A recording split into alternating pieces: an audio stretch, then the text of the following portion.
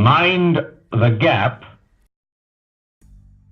Welcome aboard, commuters. So welcome to issue 9 of Build the Classic Routemaster, and in this issue we're going to start on the second wheel. Now, the overall feel of the magazine, I had to rate it lower than issue 7, although it's effectively the same magazine other than the parts being mirror imaged. Now, because it's the same, obviously I'm not quite so excited about it, although I was excited about the prospect of doing parts that I've already done before, because I felt that might make it a little bit easier because I've got a bit more experience. The build time was quicker than issue 7 by about 3 or 4 minutes. It came in lower than 30 minutes, but I do round the build time up to the nearest 3 minutes, so it does score the full 10. And the number of parts came to 9. That's 8 parts plus 3 packs of screws. So just like issue 7, that scored 9 points. So the actual magazine, I didn't find it overly exciting. There was a couple of really nice posters in there, which I did like. I mean, obviously being a bus driver, I'm after pictures of buses, and there really wasn't very many this week.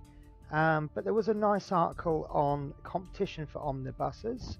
I did enjoy that. And there was an article about regeneration, which didn't interest me quite so much.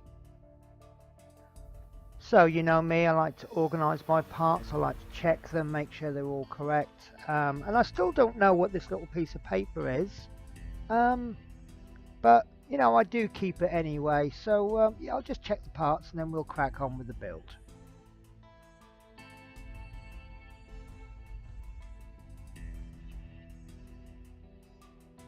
So, section 1, we need to take the brake disc labelled 9A and check the screw sockets and indents on the side. And we need to take 2 cm screws and part number 9D, which is the steering arm, and we attach them.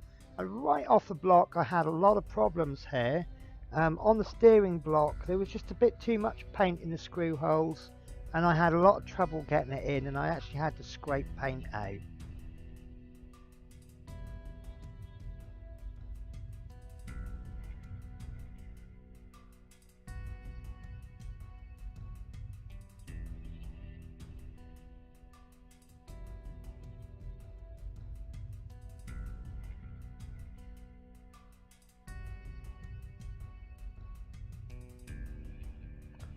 So this is the stage where I decided to, I thought I'd do a little comparison. We'll make sure it is mirror. I mean, obviously I knew it was going to be mirror image. So I had a little look, and just wanted to see how it was all going to come together. So then we go on to part 2. Now, first of all, I couldn't find part 2. What they've actually done with the instructions is that they've actually put part 2 in a little box, but haven't actually labelled it as part 2, and they've actually written the instructions for part 2 as part of part 1. So part 2 actually looks like a blown up shot. So it was difficult to find. Now I've got to admit, because I've done issue 7, I was really primarily looking at the pictures. I mean, the pictures are very well defined. So you see there, I'm just reminding myself, where the hell is part 2? And then a little bit later on, you can see there in the magazine, we've got part 1, and we can see the box as well, and then it goes straight to part 3.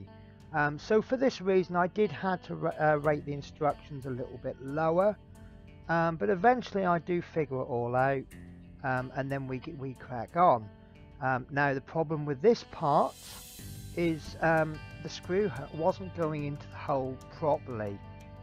Now I don't know if I ended up boring out a new hole, but it just wasn't going to go in, so I've put it in as tight as I can. There's a little bit of wiggle, but I knew that things were going to go on top of it, so I didn't think it was going to make a major difference. We'll see when we come to the end of the build.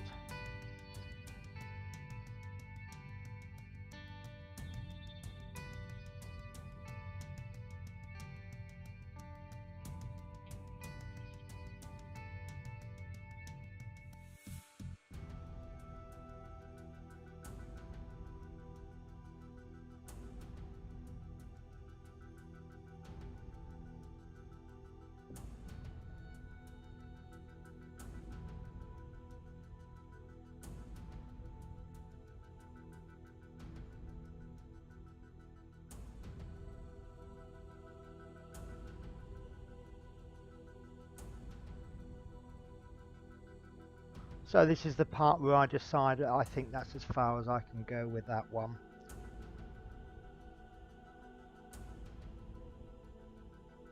So on to section 3, and just like issue 7, this will be the easiest thing you ever do.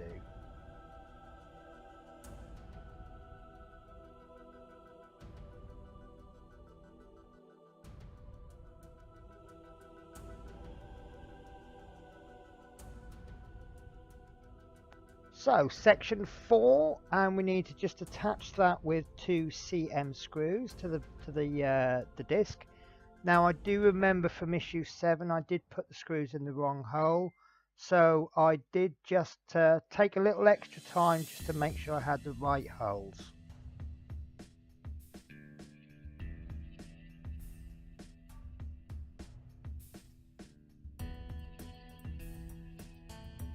So back to our old friend, spring gets attached by 2 different screws.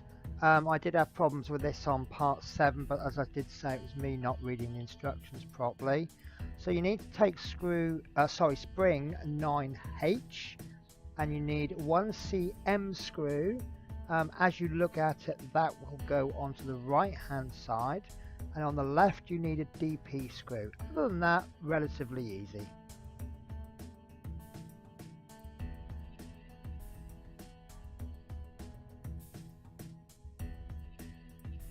Now, if you remember from issue 7, I said that I wasn't sure if that spring was functional or decorative. I figured that if it was going to be functional, I wouldn't get 2 broken pieces. So I've tried moving this about, I've examined where the screws are, I've really looked at it really hard, and the only conclusion I can come to is that it's decorative. Pardon the thumbs up, that's just me telling me it's time to take a photo.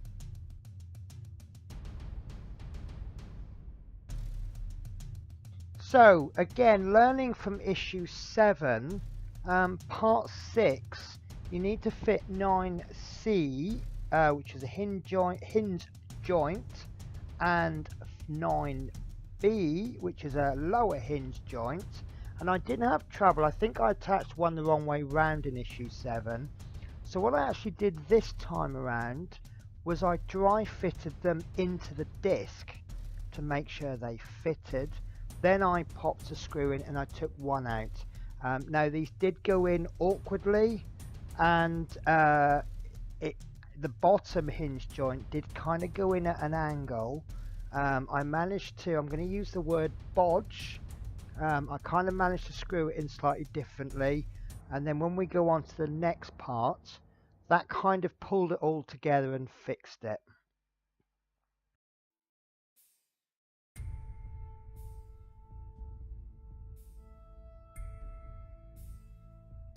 Okay, so I've frozen the video here, and if you look closely you can see where this has gone in at an angle. Now it might be my error, but I didn't get that issue with that problem with part 7, so I am going to put it down to a problem with the parts.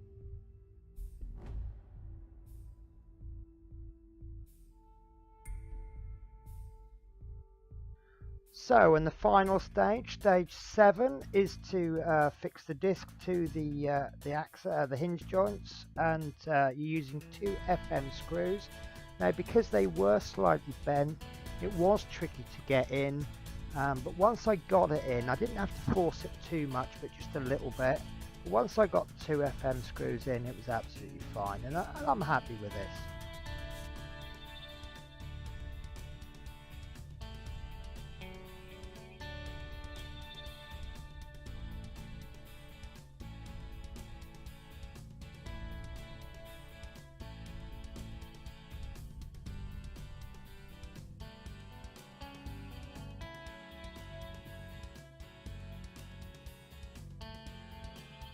So a quick peek at the back cover, and it looks like next week we're going to be building another wheel.